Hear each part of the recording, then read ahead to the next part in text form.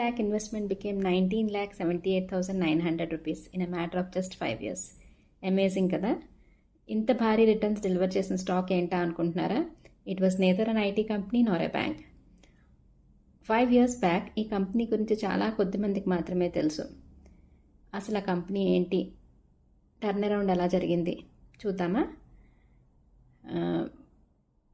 Company పేరు CG power and industrial solutions. The company that almost died but came back even more stronger. Before 2018, CG Power was a famous electrical equipment manufacturing company in India, manufacturing switches, motors, transformers. ఈ company ఉత్పత్తులు దేశవ్యాప్తంగా ఉపయోగించబడేవి. కానీ 2019లో disaster strikes, కంపెనీలో serious accounting irregularities, unauthorized transactions బయటపడినాయి.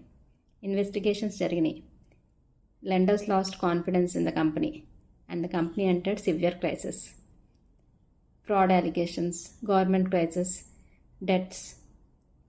Company పరిస్థితి ఒక్కసారిగా మారిపోయింది. భారీ అక్రమాలు బయటపడిన తర్వాత ఇన్వెస్టర్స్ భయపడ్డారు. షేర్ ప్రైస్ కుప్పకూలింది. By 2020 it was viewed as a distressed company. ఈ కంపెనీ కథ ఇంతటితో ముగిసింది అని అనుకున్నారు.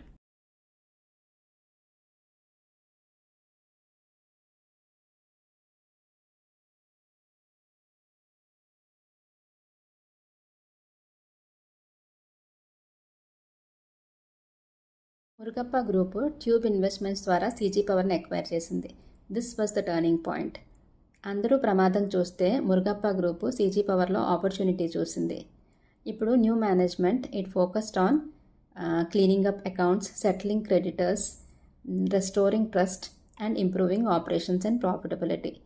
కంపెనీ నెమ్మదిగా డెట్ ఫ్రీ స్టేట్ వైపు మూవ్ అయింది. Market CG power turn around స్టోరీని రికగ్నైజ్ చేసింది and it became one of the biggest wealth creators of the period. Market ఇక్కడ ఒక విషయం నేర్పింది. మంచి వ్యాపారం మంచి మేనేజ్మెంట్ చేతుల్లో పడితే అద్భుతాలు సృష్టిస్తాయని. అలాగే సీజీ పవర్ కథ మనకు ఒక పాఠం నేర్పింది. ఒక కంపెనీని నాశనం చేసేది వ్యాపారం కాదు, బ్యాడ్ గవర్నెన్స్.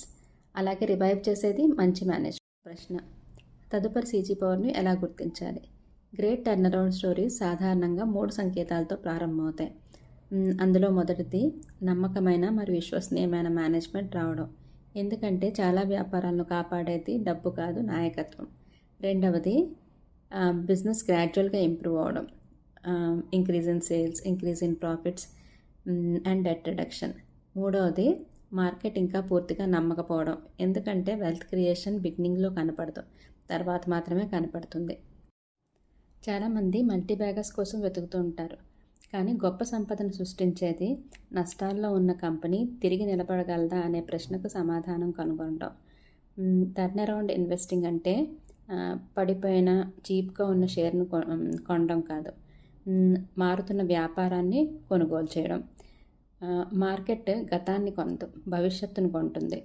అందుకే వెల్త్ క్రియేటర్స్ సమస్యల నుంచి పుడతాయి, వార్తల్లో కాదు. వీడియో నచ్చితే సేవ్ చేసుకోండి. నెక్స్ట్ వెల్త్ క్రియేటర్ స్టోరీలో మరో స్టాక్ యొక్క జర్నీని చూద్దాం. Thank you.